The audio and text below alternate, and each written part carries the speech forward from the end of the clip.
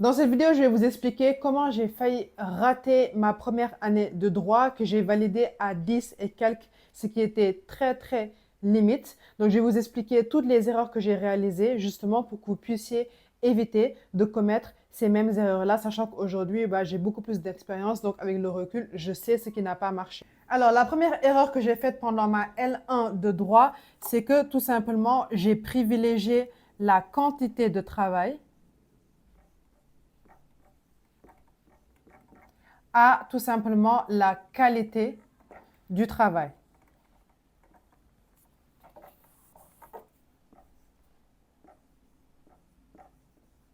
Je vais m'expliquer. En fait, quand on sort du lycée, c'est normal. Déjà, il y a énormément d'idées reçues sur la fac de droit. Certains vont vous expliquer que vous devez apprendre vos cours par cœur, que vous devez apprendre les codes par cœur et que vous n'aurez pas plus du tout de vie sociale, de passion, etc. Et en fait, c'est des idées reçues avec lesquelles on va rentrer à la fac de droit et on va vouloir reproduire les schémas de pensée, tout simplement des personnes qui ont cette même mentalité-là. Or, c'est très important de prendre du recul parce qu'avec de l'expérience, aujourd'hui, je sais pertinemment que ce qui fait que vous allez réussir pendant vos études de droit, ce n'est pas forcément la quantité de travail que vous allez réaliser, parce que littéralement, en L1 de droit, j'étais l'une des personnes qui travaillait le plus. Vous allez me retrouver à la BU le soir après les cours, le week-end et même le dimanche, je travaillais énormément tout le temps. Pour vous dire que parfois, je sortais avec des amis, je ramenais mon ordinateur juste pour me donner bonne conscience. En fait, ce qui est plus important, c'est la qualité de travail que vous allez réaliser. Et quand je parle de qualité de travail, ça fait référence à deux choses principalement. Tout d'abord, ce sera lié tout simplement aux méthodes de révision que vous appliquez. C'est très important, les gars. Parce qu'en fait, c'est bien beau de faire des fiches toute l'année, mais en fait, les fiches déjà, ce n'est pas la meilleure méthode, mais en plus, c'est une méthode de révision qui est très chronophage, qui vous prend votre temps et qui n'est pas du tout la plus efficace. Ce qui fait que pendant la L1, je passais mes journées à ficher et mes week-ends à ficher mes cours, mais je n'avais pas le sentiment d'avancer déjà parce que ce n'est pas une très bonne méthode de révision, mais parce qu'en fait, je mettais beaucoup de quantité, mais la qualité n'était pas là. Et la qualité n'était pas là justement parce que j'utilisais comme méthode de révision des fiches, alors qu'il y avait beaucoup de meilleures méthodes de révision qui existent aujourd'hui et qui sont prouvées par la science. Donc en fait, le plus important, c'est de travailler intelligemment et pas forcément de toujours chercher à travailler plus, surtout que vous êtes sûrement rendu compte que en fait, le fait de travailler plus continuellement, ce n'est pas possible parce qu'on a tous 24 heures dans notre journée. Par contre, ce que vous pouvez faire, c'est essayer tout simplement de travailler plus intelligemment et d'améliorer le travail que vous allez performer. Donc, très important, il faut vraiment privilégier la qualité de travail à la quantité de travail. Et le deuxième paramètre, il est relatif à l'organisation. Ça aussi, hyper important. Ça a été un facteur majeur en L1 de droit parce que ce qu'il faut savoir, c'est qu'en L1 de droit, déjà, je n'avais pas de job étudiant. Ce qu'il faut savoir, c'est que j'ai travaillé pendant toutes mes études de droit, sauf en L1, mais j'ai commencé à prendre en compte le paramètre organisation lorsque j'ai commencé à avoir un job étudiant. Mais en fait, je n'étais pas du tout organisée en L1 de droit, tellement je voulais en fait bourrer mon emploi du temps de révision. Je n'avais pas de stratégie d'organisation. Je faisais des to-do à rallonge. Je n'avais pas de système de Pomodoro, de time blocking, etc. Alors que c'est très important déjà pour pouvoir performer une bonne quantité de travail, mais aussi une bonne qualité de travail. Mais c'est aussi lié au second paramètre dont je vais vous parler tout de suite et qui a été à l'origine presque de mon échec en L1 de droit.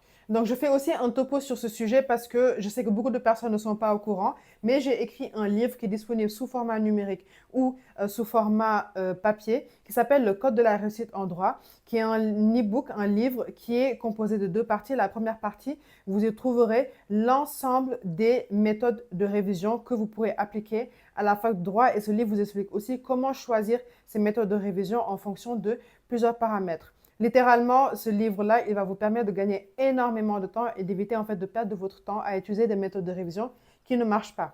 La deuxième partie de ce livre, il est composé d'un ensemble d'éléments qui portent sur l'organisation à la fac de droit, sur les différents systèmes d'organisation que vous pouvez mettre en place pour être le plus productif possible, le plus efficace possible, tout en maintenant en fait une très bonne vie sociale. Donc, si vous voulez vous procurer ces livres-là, vous trouverez les liens dans la description de ces vidéos YouTube. Et n'hésitez pas à me laisser en commentaire si vous rencontrez un quelconque problème pour vous le procurer.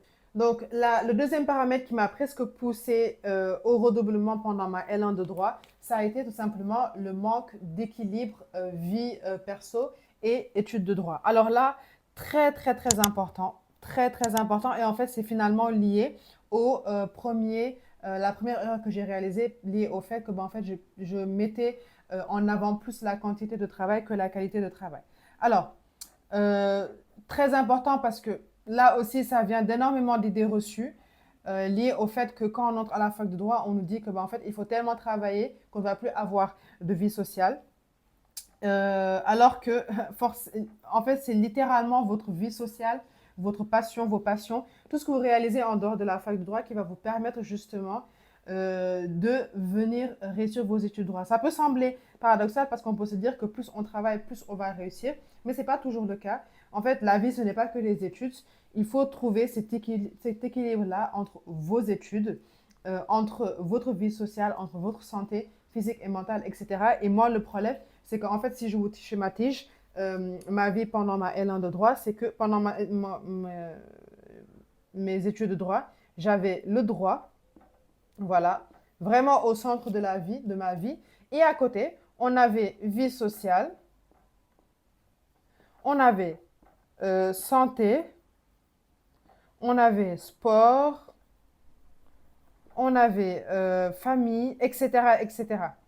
C'est-à-dire qu'en fait, tous ces éléments-là tournaient autour de mes études de droit, ce qui n'est littéralement pas la mentalité à avoir parce que votre vie, ça ne doit pas être vos études de droit. Ce que je conseillerais et la mentalité qui est bonne à avoir et que je vous conseille d'avoir, c'est en fait d'avoir votre vie. Voilà, ça c'est la vie de Fafa. Et là, vous avez études, vous avez famille, vous avez sport, vous avez santé, etc., etc. Et là, vous voyez que tous ces éléments-là, dont vos études de droit, tournent autour de votre vie. Déjà, si vous faites de vos études de droit le centre de votre vie, vous serez très rapidement déçu parce qu'il suffira d'un simple échec pour que vous ayez l'impression que le monde s'écroule.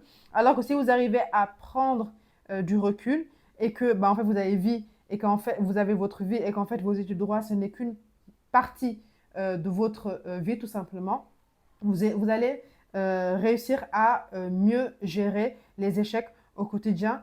Très, très, très important. Et c'est quelque chose dont on ne parle pas souvent. On va vous dire, oui, il faut travailler, il faut travailler, il faut travailler. Oui, mais il faut prendre du recul et se dire que, en fait, ma vie, ce ne sont pas uniquement mes études de droit. Et ça va vous permettre tout simplement de mieux vivre aussi vos études parce que vos études ne sont pas le centre de votre vie. Donc voilà, si je récapitule les erreurs qui m'ont presque poussé au redoublement pendant ma L1 de droit, ça a été le fait que j'ai priorisé la quantité de travail à la qualité et ça a fait qu'il y a deux sous-erreurs. La première chose, c'est d'avoir utilisé des méthodes de révision qui étaient très inefficaces et qui m'ont fait plus perdre du temps qu'autre chose. Et la deuxième sous-erreur que j'ai faite, ça a été de ne pas apprendre à m'organiser suffisamment. Et en fait, toutes ces erreurs-là sont finalement liées parce qu'en fait, la troisième erreur, c'est lié au fait que, vu que je priorisais la quantité de travail sur la qualité, je n'avais presque plus de vie sociale. Je ne faisais que réviser, réviser, réviser tout le temps, tout le temps, tout le temps. Même quand j'avais du temps libre, je préférais réviser que de profiter de ce temps libre-là. Donc voilà, je pense que c'est une vidéo qui va vous aider justement à prendre du recul sur ces éléments et à avoir des pistes de réflexion. En tout cas, j'espère que cette vidéo vous a plu. N'hésitez pas à vous abonner parce que chaque semaine, je sors une vidéo pour vous permettre justement d'exceller dans vos études de droit et pas que dans le cadre de vos études en général. N'hésitez pas aussi à me laisser un commentaire, à me dire si vous avez déjà réalisé la L1 de droit, est-ce que c'est une erreur qui vous a presque poussé soit au rattrapage, soit au redoublement. Et moi, dans tous les cas, je vous dis à la semaine prochaine pour une autre vidéo.